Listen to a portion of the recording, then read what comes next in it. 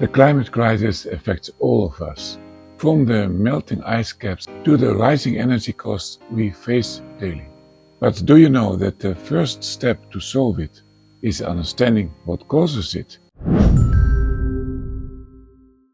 I'm Norbert, energy engineer and GHG Greenhouse Gas Accountant. Welcome to the world of greenhouse gas accounting, an activity that helps us to measure, to manage, and then to reduce our impact on the planet. What is GHG accounting? Greenhouse gas accounting is a process of measuring and tracking the greenhouse gases that a company, organization, or individual emits. It works much like financial accounting, but instead of dollars and euros, it deals with CO2, methane, nitrous oxide, and other climate-altering gases. Why is it important? Because you can't manage what you don't measure.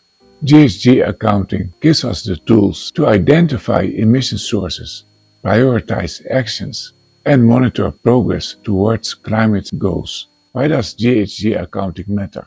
GHG accounting isn't just something for environmentalists. It's a critical part of today's economy. Here is why it matters. Regulatory compliance.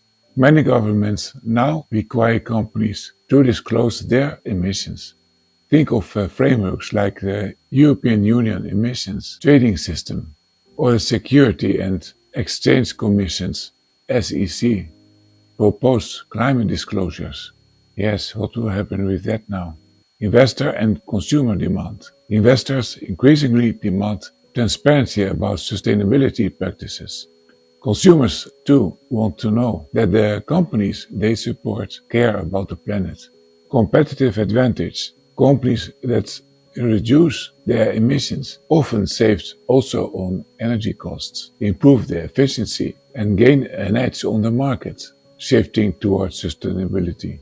GHG Accounting Frameworks. Now you might wonder, how do organizations actually measure emissions? This is where frameworks like the Greenhouse Gas Protocol come into play.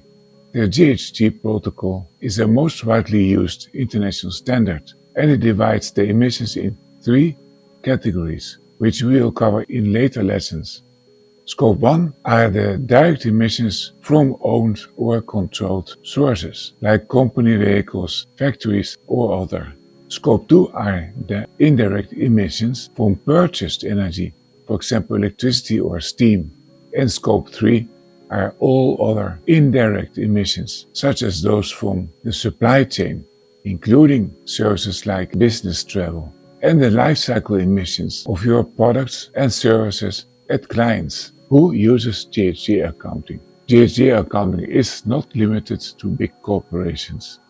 Governments, small businesses, non-profits, and even cities use it to plan and to track their environmental impact, whether it's a manufacturer calculating the emissions of their factories, a tech firm offsetting employee flights, or a city transitioning to electric buses. GHG accounting is the foundation for action. Real-world impacts of GHG accounting.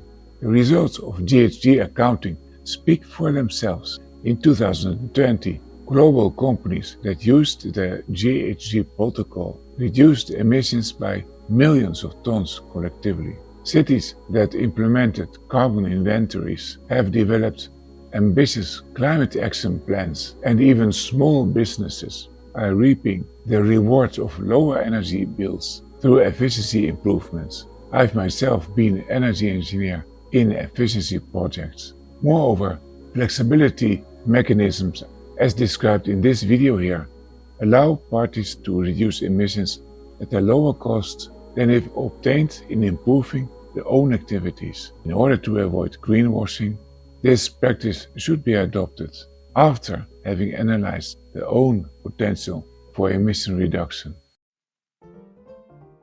GHG accounting is more than a new profession. It's a gateway to a sustainable future. By the end of this course, you will have a basic understanding what your emissions trajectory can be and play a vital role in tackling the climate change. In the next lesson, we'll dive into the GHG protocol, the backbone of modern greenhouse gas accounting. Please give me a like and subscribe to the channel, and you will be notified about this next lesson. Remember, every ton of emissions measured is a step closer to a cleaner and greener world. I hope you will start soon to contribute with your organization's emissions or by helping others doing it.